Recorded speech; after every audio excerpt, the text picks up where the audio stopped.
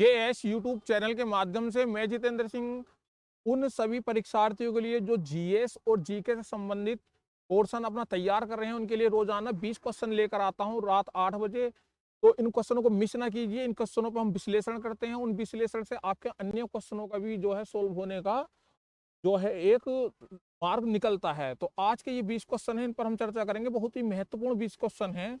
पहला क्वेश्चन आपका है, अपना त्यागपत्र देने के बाद भारत में एक मंत्री को अपने त्यागपत्र के विषय में लोकसभा में व्यक्तिगत वक्तव्य देने के लिए किसकी अनुमति की आवश्यकता होती है? तो ये चार ऑप्शन है, प्रधानमंत्री, स्पीकर, राष्ट्रपति, सर्वोच्च न्यायालय। इनमें से आप बताएंगे इसका आंसर।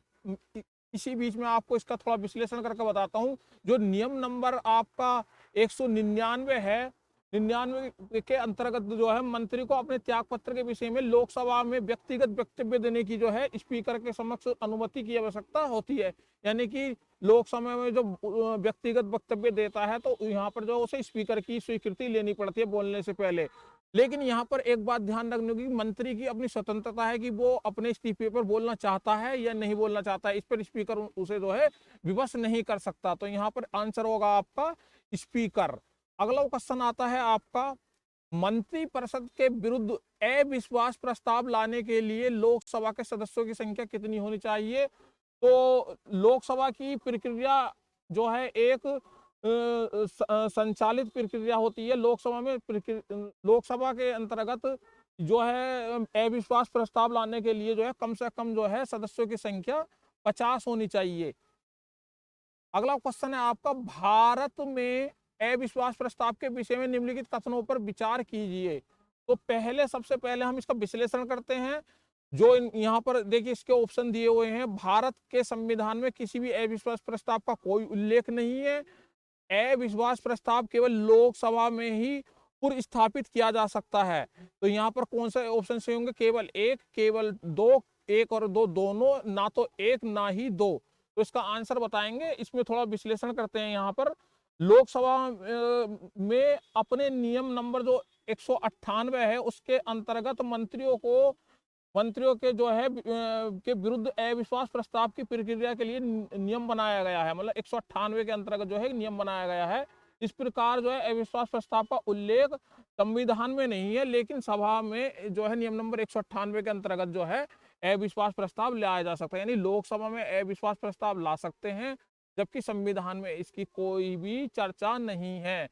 तो यहाँ पर दोनों ही कथन सही है। यहाँ पर संविधान में कोई उल्लेख नहीं है, लेकिन जो है लोकसभा जो है नियम नंबर 198 के अंतर्गत अविश्वास प्रस्ताव ला सकता है। तो दोनों ऑप्शन सही होंगे। तो ए और दोनों यहाँ पर सही होंगे।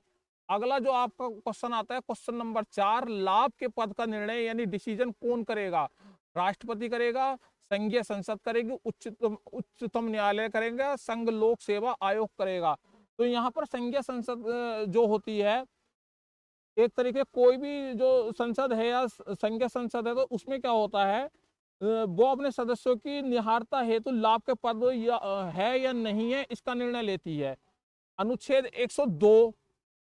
102 एक के अनुसार जो है आपका जो है केंद्र जो है केंद्र में जो है संसद तथा अनुच्छेद 91 एक के अनुसार जो है राज्य में जो है राज्य विधानमंडल जो है ये बात निर्धारित करेंगे कि ये लाभ का पद है या नहीं है। यानी कि तो इसमें जो आपके राज्य विधानमंडल और आपकी जो संसद के अंतर्गत आ गई संघीय संसद, यानी संघीय संसद ये निर्णय लेगी कि कोई लाभ का पद माना जाएगा या नहीं माना जाएगा।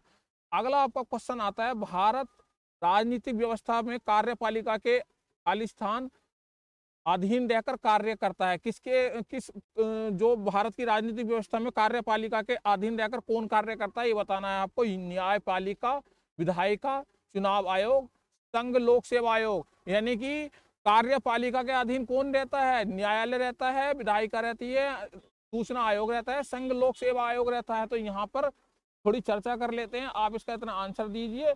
तो भारतीय राजनीतिक व्यवस्था में क्या है, कार्यपालिका जो है विधायिका के अधीन आती है और जो है ये अधीन आकर ही काम करती है, क्योंकि राजनीतिक कार्यशाला का गठन ही जो है विधायिका के सदस्यों से हुआ है।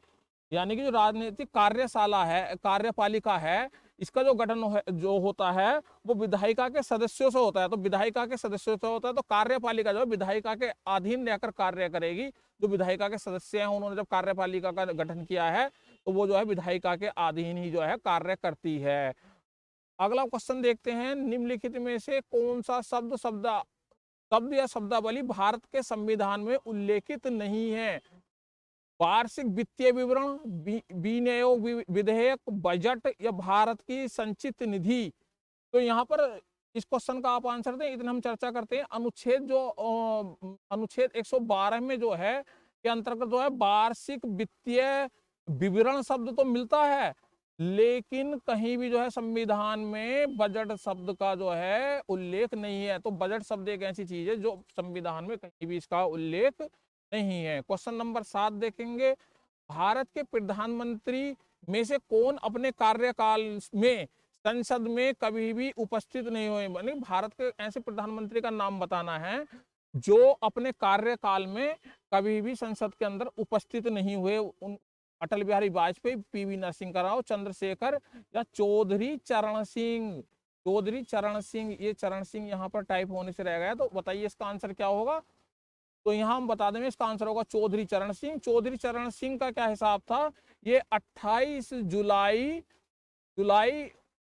1979 से 14 जनवरी 1980 तक जो है प्रधानमंत्री के पद पर रहे, और ये जो है अपने कार्यकाल में कभी भी संसद में उपस्थित नहीं है। इसका एक कारण था कि जैसे ही लोकसभा की जो निर्धारित बैठक होती है साल में, तो लोकसभा की निर्धारित बैठक से एक दिन पहले कांग्रेस ने अपना समर्थन वापस ले लिया, जिसके कारण प्रधानमंत्री चौधरी चरण सिंह को अपने पद से इस्तीफा देना पड़ा। और यही कारण है कि वो एक भी दिन जो है संसद में अपने कार्यकाल में उपस्थित नहीं रहे। अगला क्वेश्चन है, निम्नलिखित में से कौन सा आधिकारिक दस्तावेज भारत से संबंधित है? तो यहाँ पर देखेंगे हरित पत्र, पीत पुस्तिका, श्वेत पत्र, नीली पुस्तिका। तो यहाँ जो है श्वेत पत्रिका के बारे में मैं आपको बता दूं क्या होता है। भारत सरकार में सरकार द्वारा या उसके किसी मंत्रिमंडल द्वारा किसी विषय पर विस्तृत एवं जो आधिकारिक जो विवरण होता है वो श्वेत पत्र के रूप में ही जारी किया जाता है। यानी भारत सरकार या भारत सरकार का कोई मंत्री या मंत्रालय किसी विषय पर जो है विस्तृत विवरण देना चाहता है आधिकारिक रूप से, लिखित रूप से, तो वो श्वेत पत्र में दिया जाता है। तो इसका आंसर होगा सी, यानी कि श्वेत पत्र में जो है निम्नलिखित में कौन सा आधिकारिक दस्तावेज भारत से संबंधित है, वो श्वेत पत्र जो है इससे संबंधित है। भारत सरकार को कानूनी विषयों पर परामर्श कौन देता है? तो अटॉर्नी जनरल, उच्चतम न्यायालय के मुख्य न्यायाधीश, विधि आयोग के अध्यक्ष, इनमें से कोई नहीं। तो यहाँ पर अटॉर्नी ऑफ जनरल के बारे में हम बात करते हैं। अनुच्छेद जो है पहले सबसे पहले अनुच्छेद 76(2) के अनुसार भारत का महान्यायवादी इसे इंग्लिश में बोलते हैं attorney general of India. Bharat का जो न्यायवादी है, भारत का महान्यायवादी attorney general of India Bharat सरकार को जो है कानूनी विषयों पर परामर्श देता है। जो भी कोई कानूनी विषय होंगे उन पर परामर्श देगा। महान्यायवादी भारत सरकार का प्रथम विधि अधिकारी होता है, और जो महान्यायवादी है राष्ट्रपति द्वारा नियुक्त किया जाता है और राष्ट्रपति के प्रसाद पर्यंत अपना पद धारण करता है। तो महान्यायवादी क्या को ही इंग्लिश में बोलते हैं अटॉर्नी जनरल। अटॉर्नी जनरल का क्या काम होता है? वो भारत सरकार को जो है कानूनी विषयों पर सलाह देता है। तो इसका आंसर हुआ अटॉर्नी ऑफ जनरल। निम्नलिखित में से कौन से राष्ट्रपति के प्रसाद पर्यंत अपना कार्य करता है? प्रसाद पर्यंत का जो मतलब होता है पहले उसे समझ लेते हैं। प्रसाद पर्यंत का जो मतलब है वो है किसी पद पर राष्ट्रपति या राज्यपाल की सहमति रहने तक पद पर बने रहना। तो इसका मतलब प्रसाद पर्यंत का मतलब हुआ कि उनकी सहमति से किसी पद पर बने रहना, तो बोलते प्रसाद पर्यंत। तो निम्नलिखित में कौन सा राष्ट्रपति की जो सहमति के साथ पद पर बना रहता है वो बना रहता है आपका भारत का न्यायवादी। ये इसका आंसर होगा। भारत सरकार के महान्यायवादी को कैसे नियुक्त किया जाता है? तो अभी पीछे चर्चा की थी, भारत के जो न्यायवादी हैं उन्हें राष्ट्रपति द्वारा नियुक्त किया जाता है। निम्नलिखित में से किसे संसद के दोनों सदनों में बोलने का, अन्य कार्यवाही में सम्मिलित होने का एवं किसी भी संसद कमेटी का सदस्य होने का अधिकार तो है, परंतु वोट नहीं डाल सकता। तो वो आपका होता है, कौन होता है बताइए इसका आंसर? इसका आंसर होगा भारत के अटॉर्नी जनरल। यानी कि ये क्या होता है कि ये संसद के दोनों सदनों में बोल सकते हैं, अपनी राय रख सकते हैं, लेकिन ये मतदान नहीं कर सकते। यानी किसी भी कहीं भी वोटिंग होती है संसद में किसी भी चीज के लिए, तो वहां पर जो है अपना वोट नहीं दे सकते। इसके बाद आता है निम्नलिखित में भारत सरकार का प्रथम विधि अधिकारी कौन होता है? यानी प्रथम विधि अधिकारी कौन है? भारत के मुख्य न्यायाधीश, महान्यायाभिकर्ता, महान्यायवादी या महाधिवक्ता। जो प्रथम विधि अधिकारी होते हैं वो अटॉर्नी जनरल होते हैं इंडिया के, तो यानी हिंदी में बोलेंगे इसे महान्यायवादी। निम्नलिखित में से कौन संसद के दोनों सदनों में किसी भी सदन की कार्यवाही में भाग ले सकता है? तो वो है आपके, कौन है? उपराष्ट्रपति हैं या महाधिवक्ता हैं, मुख्य न्यायाधीश हैं या महान्यायवादी, अटॉर्नी जनरल। तो यहाँ पर होगा अटॉर्नी जनरल, जो संसद के दोनों सदनों में भाग ले सकते हैं, बोल सकते हैं, लेकिन मतदान नहीं कर सकते। निम्नलिखित में से किसे संसद को संबोधित करने का अधिकार प्राप्त होता है? भारत के महान्यायवादी को, भारत के मुख्य चुनाव आयुक्त को, भारत के मुख्य न्यायाधीश को, राष्ट्रीय सुरक्षा सलाहकार को। तो भारत के जो महान्यायवादी हैं उन्हें संसद के दोनों सदनों में जो है बोलने का या संबोधित करने का अधिकार होता है। भारत सरकार के मुख्य विधि परामर्श कौन है? तो सोलिसिटर जनरल ऑफ इंडिया, उच्चतम न्यायालय के मुख्य न्यायाधीश, सचिव विधि मंत्रालय या अटॉर्नी जनरल ऑफ इंडिया। तो जो विधि परामर्श होते हैं, यानी कि जो कानून के सलाहकार होते हैं भारत सरकार के, प्रमुख या मुख्य या प्रथम, यानी पहले वो होते हैं attorney of general of India.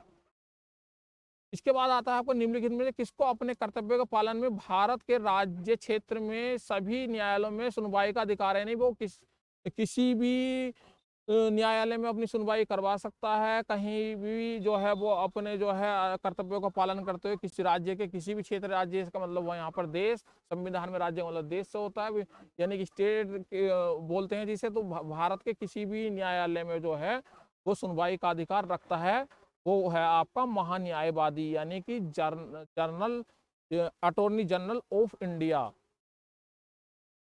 Bharat के महान्यायवादी अटॉर्नी जनरल के विषय में निम्न कथनों पर विचार कीजिए। वह भारत सरकार के राष्ट्रपति द्वारा नियुक्त किया जाता है, सही बात है।